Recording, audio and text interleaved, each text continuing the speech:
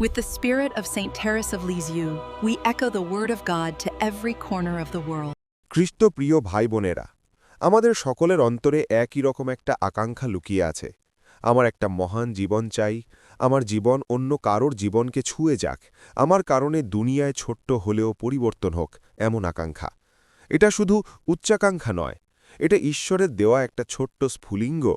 ঈশ্বর আমাদের সাধারণ জীবন কাটানোর জন্য সৃষ্টি করেননি, তার মহিমাকে প্রতিফলিত করা অর্থপূর্ণ জীবনের জন্য সৃষ্টি করেছেন। কিন্তু প্রশ্ন এটা, ঈশ্বরের চোখে সত্যিকারের মহানতা কি?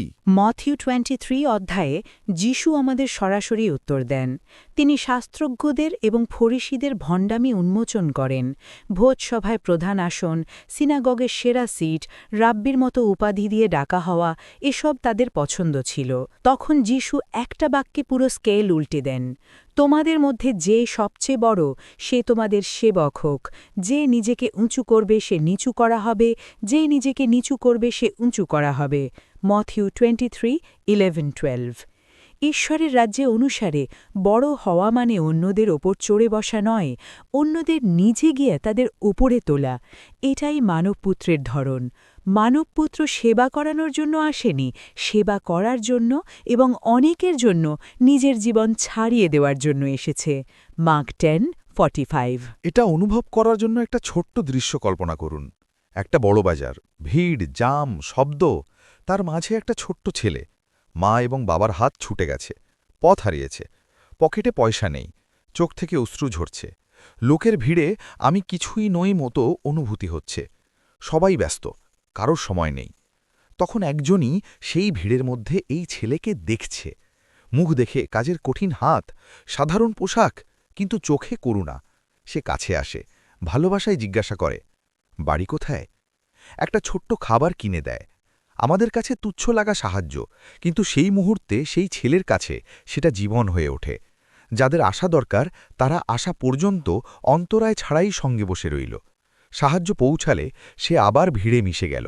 নাম কিছু জানা নেই, কে ছিল মনে নেই, কিন্তু সেই শোরগোল ভরা বাজারে একটা সাধারণ সেবা একটা ছেলের মর্যাদা ফিরিয়ে দিল। বছরগুলো কেটে গেলেও সেই কৃতজ্ঞতা ভিতরে টিকে থাকে। সে পরে অন্য কারোর জন্য যা প্রেমের কাজ করবে তাতে সেই অজানা আঙ্কেলের রং থাকবে।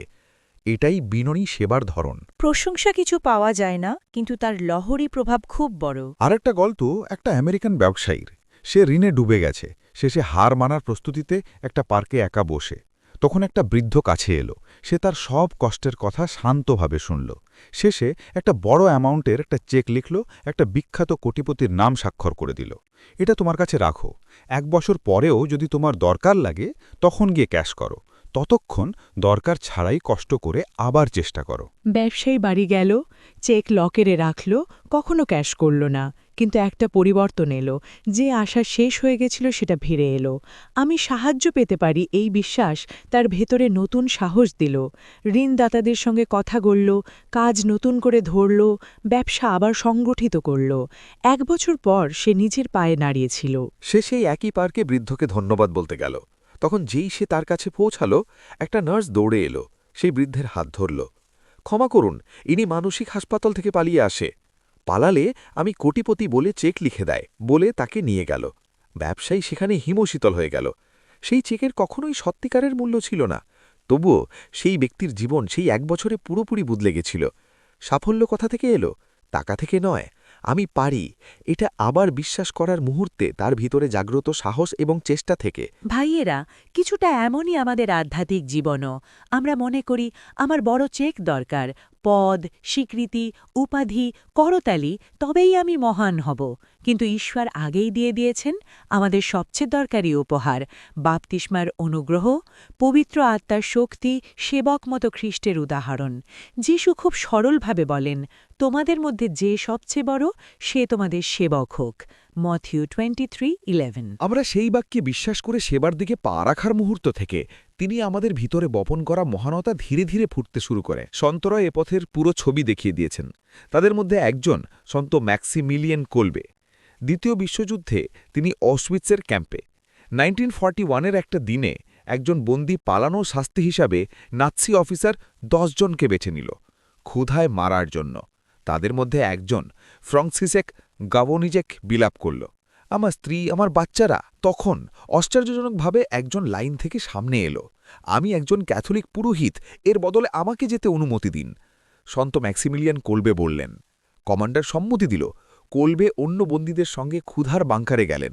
প্রায় 2 সপ্তাহ তিনি তাদের ভজন বলিয়ে, প্রার্থনায় নেতৃত্ব দিয়ে এক এক করে পড়ে যাওয়ায় অন্যদের ধাইলস দিতে থাকলেন। শেষে সেই সেলে তিনি একা বেঁচেছিলেন। তখন তাকে বিশেষ সূঁচ দিয়ে মেরে ফেলা হলো। এটা কোনো উপাধি ছেড়ে এখানে সামনে আসেননি, প্রধান সিট ছেড়ে নয়, করতালি কিছু নেই, অন্যটা বাঁচুক এই চিন্তায় নিজের জীবন সত্যিকারে উৎসর্গ করলেন। দুনিয়ার হিসাবে তিনি সব হারালেন, ঈশ্বরের হিসাবে তিনি কত বড়। যে নিজেকে নিচু করবে সে উঁচু করা হবে। মথেও 23:12। তাহলে আমরা এই সেবক হৃদয়ের মহানতা প্রতিদিন ছোট জীবনে কিভাবে জীবন করতে হবে? সারাংশে প্রথম দেখার জায়গা আমাদের পরিবার। সেখানে মহানতা কি হবে? ক্লান্ত থাকলেও শোনা সহনশীলতা, রাগ বাড়লে জ্বলে না বলে জিভা সামলানোর দৃষ্টিতা, কেউ না দেখলেও ছোট কাজ চুপচাপ করা। অফিসে বা স্কুলে মহানতা এমনও দেখা যায়, অন্যকে উজ্জ্বল হওয়ার সুযোগ দিয়ে ক্রেডিট না ছিনিয়ে থাকা, বোকা শোনা সত্ত্বেও একজনের পক্ষে চুপচাপ দাঁড়ানো, এখানে কেউ দেখছে না তবুও ন্যায় করে কাজ করা। প্যারিসে মহানতা প্রায়শই সবচেয়ে জনসাধারণ মানুষের জীবনে।